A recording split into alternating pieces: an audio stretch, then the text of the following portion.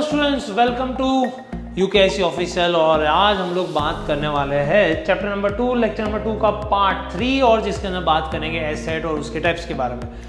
जो लोग पुराने हैं और यहाँ पे सब्सक्राइब कर चुके हैं, thank you so much for coming back to our video.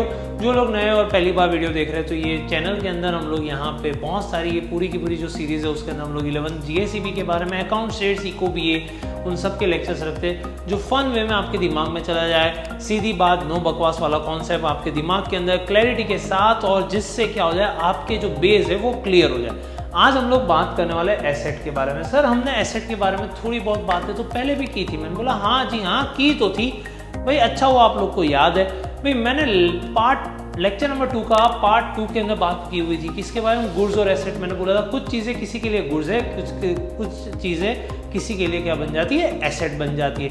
अब जब मैं यहाँ पे बात कर रहा हूँ ये गुड्स है या एसेट है, तो सर एसेट होता क्या है? तो पहली चीज़ है, मैं बोलूँगा जिस चीज़ को आप खरीदते हो यूज करने के लिए, बेचने के लिए नहीं, यूज करने के लिए, तो वो आप बन जाती है एसेट। ओके, तो आप बोल रहे हो कि सर जितनी चीजें बिजनेस में यूज होगी वो सारी एसेट होती है। हाँ, पर एक और चीज का ध्यान रखना है, वो खरीदी होनी चाहिए, मतलब ओन्ड होनी चाहिए। आपने बोला सर थोड़ा समझाओ।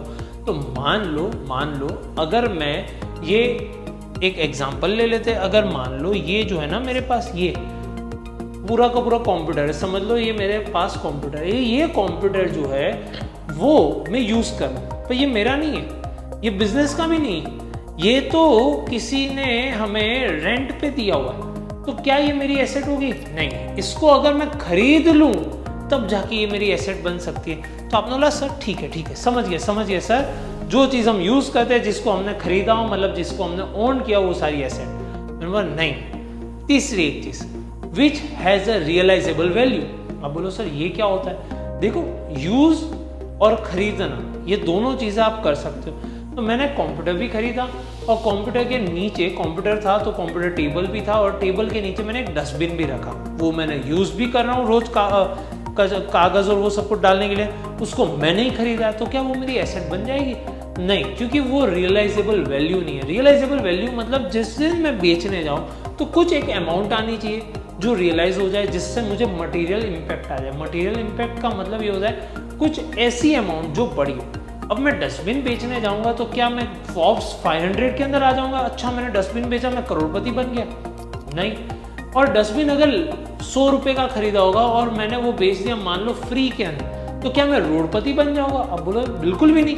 तो वो डस्टबिन एसेट नहीं। समझ में ही बात है। तो अब एसेट होता क्या है, जिसे आप यूज कर सकते हो, जो ओन्ड है, और लास्ट में उसकी रियलाइजेबल वैल्यू है। तीन चीजें होगी तो वो एसेट बन जाती है। अभी के लिए हम लोग इतना समझते हैं, फिर इसका डीप क्लासिफिकेशन करें।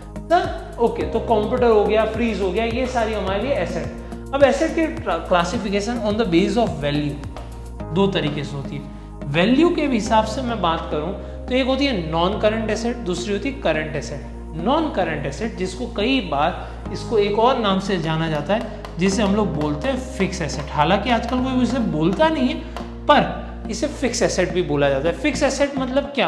आपने बोला अरे सर वो जो जमीन से जुड़ा हुआ होता है उसे फिक्स बोलते हैं, जो एक जगह से दूसरी जगह जा नहीं सकता, जैसे कि लैंड, बिल्डिंग। नहीं, एग्जाम्पल सही है, पर ऐसा नहीं। फिक्स एसेट का मतलब है वो फिक्स हो जाना। फिक्स एसेट का मतलब ये होता है उसकी वैल्यू फिक्स होना। मान लो आज आप लोग आए मेरे पास, बोला अच्छा सर क्या बात है भाई, मस्त रूम तो ठंडा ठंडा है, ये कौन सा एसी आप यूज कर रहे हो? मैंने बोला ब्लू स्टार का। सर कब खरीदा? मैंने बोला जस्ट अभी खरीदा। कितने रुपए का है? मैंने बोला 55,000 रुपीज का। तो ग्रेट सर। 2 साल के बाद आए, आप मिठाई लेके आए, सर हमारा 12th खत्म हो गया है sir, thank you so much. आपके वीडियोस देख के हम लोग ने 12th के अंदर बहुत अच्छे मार्क्स लाया, मैं बहुत अच्छी कॉलेज के अंदर जा रहा हूँ।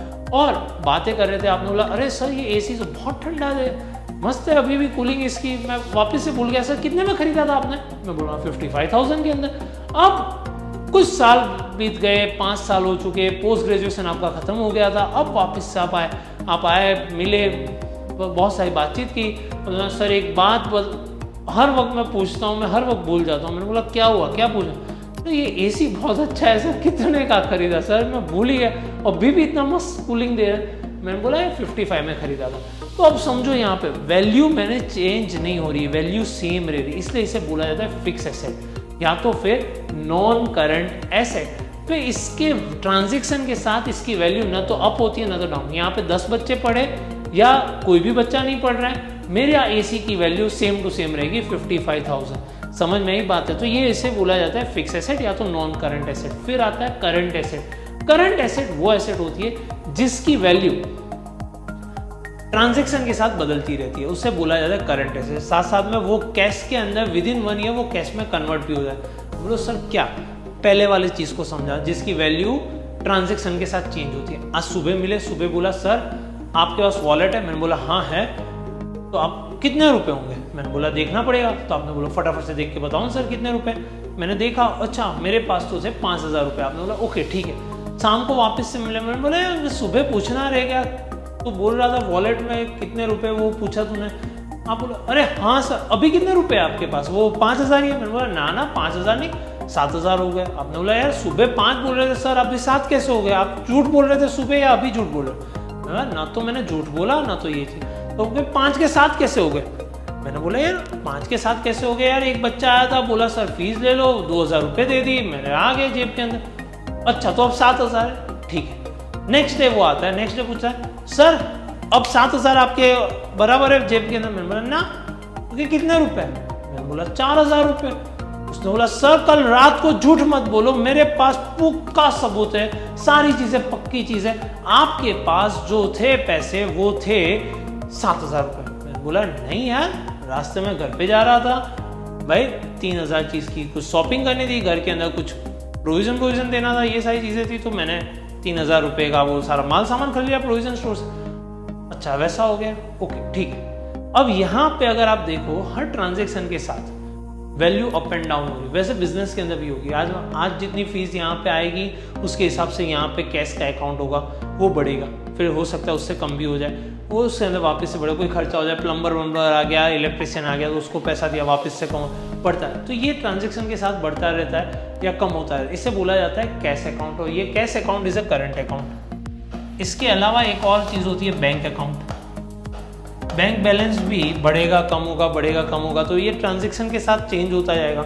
इसके अलावा होता है डेटर अकाउंट। डेटर कौन? हाँ वही डेटर जिसको हमने बोला था 5 दिन में पैसा देना वरना हाथ पैर तोड़ देंगे, हाँ वही डेट। भाई कभी वो माल सामान लेके जाएगा तो उसकी वैल्यू बढ़ जाएगी, मतलब उससे ज़्यादा पैसे लेने होंगे, कई बार वो पैसा वापस दे देगा तो उसकी वापस से अकाउंट के अंदर पैसे कम हो जाएंगे, तो जितने लेने बाकी है वो कम हो गए, तो वो डेटर बन जाता है। फिर इसके अलावा गोडाउन के अंदर पड़ा हुआ स्टॉक, तो स्टॉक भी क्या बन जाता है? Current asset. आज हो सकता है गोडाउन में 1 करोड़ रुपए का माल है, कल हो सकता है 1.5 करोड़ का हो जाए, वापस से हो सकता है 30 लाख का हो जाए। जैसे जैसे ट्रांजैक्शन करोगे परचेज सेल होता है तो ये वैल्यू चेंज होती है। वी फिक्स एसेट के अंदर मैंने ध्यान दिया लैंड, बिल्डिंग, मशीनरी, ये सारी चीजें किसमें आ जाती है? फिक्स एसेट के अंदर आ जाती है। अब इसके बाद अगर हम लोग बात करें तो ये नॉन करंट एसेट को है ना फर्दर भी क्लासिफाई किया जाता है on the basis of physical existence. ये फिजिकल एग्जिस्टेंस क्या होता है? फिजिकल एग्जिस्टेंस का मतलब है जिसे आप देख सकते हो, छू सकते हो, महसूस कर सकते हो, उसे बोला जाता है फिजिकल एग्जिस्टेंस। तो जो भी कोई एसेट होती है उसमें 2 प्रकार में, फिक्स एसेट को या तो नॉन करंट एसेट को। एक होती है टेंजिबल एसेट, एक क्या होती है? Tangible asset. और दूसरी एसेट जो होती है वो हो जाती है नॉन टेंजिबल एसेट या तो इनटेंजिबल एसेट। टेंजिबल एसेट देख सकते हो, छू सकते हो, यहाँ पे बेंच रखी होगी उसे, कंप्यूटर को, फ्रिज को, ये सबको देख सकते हो, छू सकते हो, समझ सकते हो, ये पैनल जो है उसे भी टच कर सकते हो, सब कुछ हो सकता है। तो ये सारी टेंजिबल एसेट। नॉन टेंजिबल या तो इनटेंजिबल एसेट कौन सी? वो एसेट जिससे वास्तविकता उसकी वो है ही नहीं, पर उसकी वजह से सेल करते वक्त फायदा हो जाता है। तो वो कौन सी चीज़ है? अगर मैं सिंपल सी बात मार्क करूँ भाई, अगर मान लो ये जो है ना ये, हाँ आप बोलोगे सर आपका डायग्राम तो बहुत ही अच्छा है, मैं थैंक यू सो मच बेटा। अब ये जो है ना वो टी शर्ट है, कितने रुपए की? 200 रुपए की। पर अगर मान लो यहाँ पे एक ऐसा एरो आ जाए तो ये 2,000 रुपए की हो जाएगी। तो ये जो एरो आ गया वो क्या था? वो आप बोलोगे सर सिंबल है सर, ये तो नाइकी की हो गई, तो 2,000 रुपए आराम से हो जाएंगे। तो ये जो सिंबल है वो वास्तविकता है नहीं, मतलब मैं तो ऐसे पेपर के अंदर डगलो टिक मार्क लगाता हूँ, पर मेरे पेपर चेक हुए की तो कोई वैल्यू ही नहीं करता। लोग तो घर पे जाके बैग में रख देते, बैग से ड्रॉर में, ड्रॉर से पस्ती में डाल देते, पर ये टी शर्ट पे एक टिक मार्क पे इतना सारा कैसे हो गया? आप बोले सर वो नाइकी का सिंबल है, आप जो साइन कर रहे हो वो तो खाली क्या है, हमें डराने धमकाने के लिए और मार्क्स काटने के लिए कर रहे हो। ये टीचर्स जितने भी करते हैं वो उससे ज्यादा करते क्या है? ठीक है गुस्सा मत हो, मैं समझ सकता हूँ, तो ये नाइकी का है क्या? तो आपने बोला सर ये तो उन लोग का जो है वो ट्रेडमार्क है। ये क्या है? उन लोग का ट्रेडमार्क। तो trademark is an non tangible asset, तो इसे इनटेंजिबल एसेट बोला जाता है। हो सकता है कई बार कॉपीराइट्स होते हैं, कॉपीराइट्स भाई आपको वो कॉपी करने का अधिकार मिल जाता है। मान लो मुझे एक गाना लगाना है यहाँ पे अच्छा सा, भाई आपको दंगल का गाना डालना है, बापू सेहत के लिए तू तो हानिकारक है। अब ये चीज के लिए यूज करने के लिए मुझे क्या चाहिए? कॉपीराइट्स चाहिए होंगे। मुझे भाई बोलना पड़ेगा वो पिक्चर वाले को भाई कॉपीराइट्स दे दो तो मैं कॉपी कर सकूं अपने वीडियो के अंदर। हालांकि मैं यहाँ पे बजा नहीं सकता क्योंकि ये जो है वो कॉपीराइट क्लेम के अंदर चला जाएगा, ना तो मेरे पास परमिशन है ना तो मैं बजा सकता हूँ, पर ये चीज़ होता है। तो ये चीज़ बन जाती है कॉपीराइट। तो कॉपीराइट की भी उन लोग को पैसा मिल गया, मतलब गाना अस्तित्व में, मतलब गाना तो एक रिदम होती है पर रिदम को यूज़ करने के भी पैसे देने पड़ रहे हैं, जिसको आप देख नहीं सकते, छू नहीं सकते। फिर उसके बाद आता है कॉपीराइट्स के अलावा जो आता है गुडविल आ सकता है। भाई मान लो आपको ला पिनोस का पिज़्ज़ा बहुत अच्छा लग रहा है, तो ला पिनोस का मालिक कौन है वो तो आपको पता नहीं, पर आप वहां पे जाते हो क्योंकि ला पिनोस का नाम है। आपके पास दो चीज़ है भाई, एक है नॉर्मल पिज़्ज़ा और दूसरा है ला पिनोस का पिज़्ज़ा। आप बोले सर ला पिनोस चाहिए, जो ये तो ला पिनोस क्यों चाहिए आपको? क्योंकि उसका एक वैल्यू है, उसकी ब्रांड नेम है, तो ये बन जाता है इनटेंजिबल एसेट। इसके अलावा जो एक चीज़ हो सकती है वो हो सकती है पेटेंट्स। भाई कुछ फॉर्मूला बना ली, कोविड की वैक्सीन ऐसी बना दी कि अब वो कोविड हो ही नहीं सकता किसी को, तो वो जो फॉर्मूला है वो तो एलिमेंट्स पहले से प्रेजेंट थे। आपने केमिस्ट्री के अंदर बहुत सारी चीज़ें पढ़ी होगी, तो वो एलिमेंट्स थे, मैंने एलिमेंट्स का एक कॉम्पोजिशन बना, एक फॉर्मूला बना दी और वो फॉर्मूला बेच रहा हूँ, उसका पैसा मिला, तो इससे बोला जाता है पेटेंट। तो ये सारे बन जाते हैं इनटेंजिबल एसेट या तो नॉन टेंजिबल एसेट।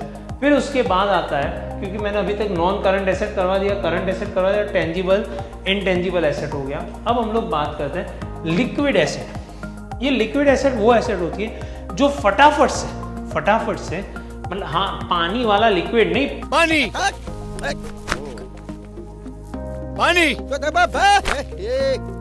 नहीं है ये मैं बोल रहा हूँ। लिक्विड एसेट का मतलब ये होता है वो एसेट जिसे फटाफट से कैश में कन्वर्ट कर दिया जाता है। So all current asset except stock बन जाता है हमारा लिक्विड एसेट। इजी फॉर चीज दिमाग में रह गई तो हमें इतनी चीजें पता है। अब हम लोग बात आते हैं फिक्टिशियस एसेट। फिक्टिशियस एसेट को समझने से पहले हम लोग समझते हैं रियल एसेट। देखो एक ऐसी एसेट होती है जो एक्चुअल में एसेट है। एसेट है का मतलब है उसे बेचने जाओ तो पैसा आता है, रियलाइजेबल वैल्यू है। मैंने याद है मैंने डेफिनेशन के अंदर स्टार्टिंग में समझाया था एसेट के वक्त। हाँ अब कुछ चीज़ ऐसी होती है जो फिक्टिशियस है, जो एक्चुअल में आप मान रहे हो वो एसेट है पर एक्चुअल में वो एसेट नहीं है। तो सर इसके कुछ एग्जांपल्स बताओ। चलो ठीक है, मैं एक एग्जांपल देता हूँ। इसके बहुत सारे एग्जांपल आपके टेक्स्ट बुक के अंदर है, मेरे नोट्स के अंदर भी है, वहाँ पे आप UKIC ऑनलाइन पे जाके देख सकते हो। अगर आपको कोर्स चाहिए तो मैंने नीचे लिंक दे दी है, सारी नोट्स वहाँ पे रखी हुई है मैंने, तो आप इजीली एक्सेस कर सकते हो सारे नोट्स को। अकाउंट्स हो, स्टेट्स हो, इको हो, BA हो या OC हो, आप सब कुछ देख सकते हो। क्वेश्चन बैंक भी रखे हुए, MCQ के प्रैक्टिस के लिए भी हमने सारी चीज़ें रखी हुई, तो वहाँ पे कोर्स के अंदर सारी डिटेल्स दी हुई है। आप लिंक पे जाके भी चेक कर सकते हो। डायरेक्ट एंड्रॉयड की या iOS है तो UKIC ऑनलाइन करके ऐप है, आप सर्च करो, वो ऐप को डाउनलोड कर दो, साइन अप हो जाओ। बिल्कुल ऐसा फ्री कोर्स है, उसके अंदर आपको कोई दिक्कत, कोई पैसा नहीं बना है, पर वहाँ पे एक सिस्टमेटिक चीज़ आपको मिल जाएगी जो आपके लिए बहुत ही ईजी होगी लर्न करते वक्त, एग्जाम देते वक्त और समझने के लिए।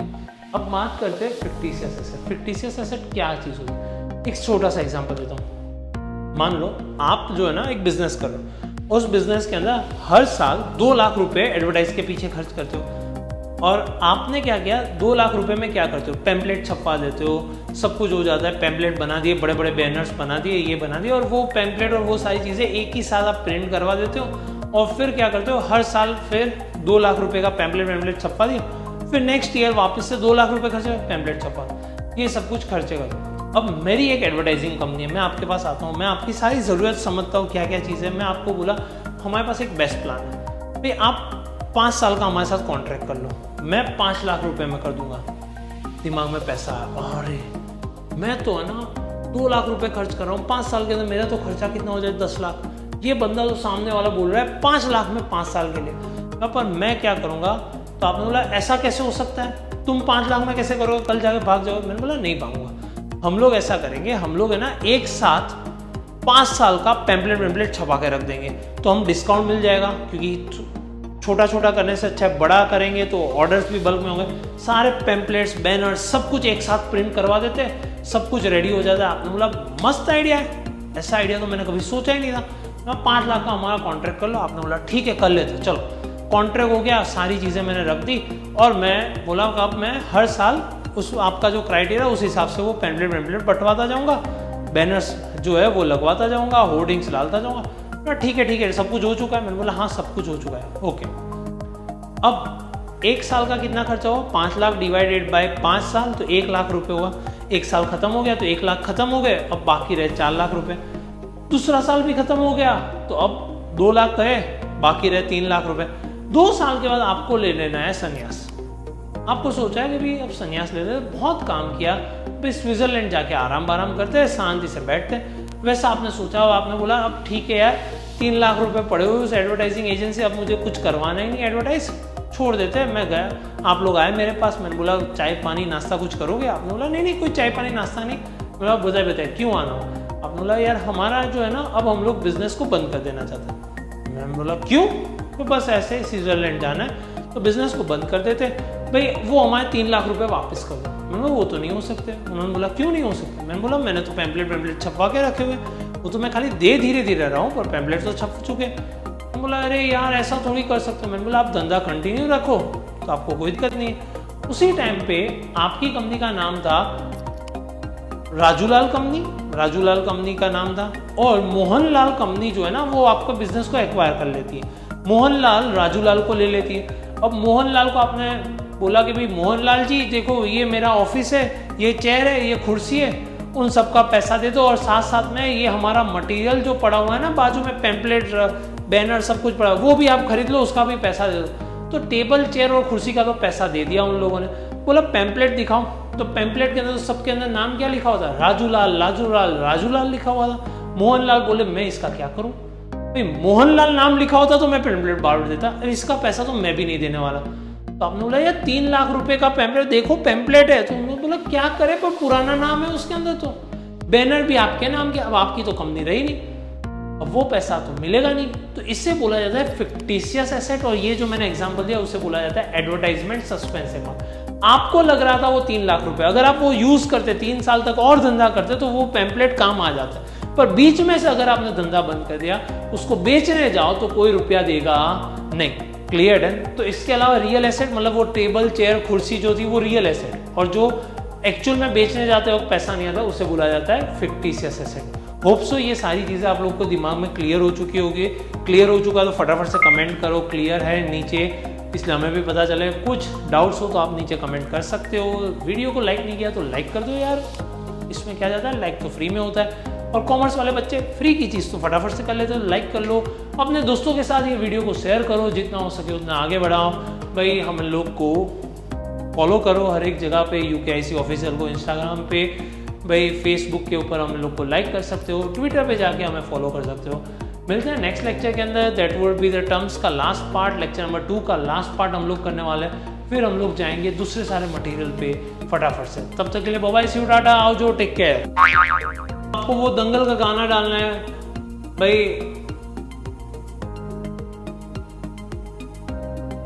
क्या बोल रहे हो बच्चे, YouTube के वीडियो देखने से अच्छा Instagram पे जाते हैं फ्रेश होने के लिए, और तब भी मुझे फॉलो नहीं करते। ये सच है। जल्दी से जाओ Instagram पे, फ्रेश ही होना हो तो कंटेंट को, एजुकेशन और एंटरटेनमेंट दोनों को साथ में देखो, और फॉलो करो मुझे Instagram के ऊपर।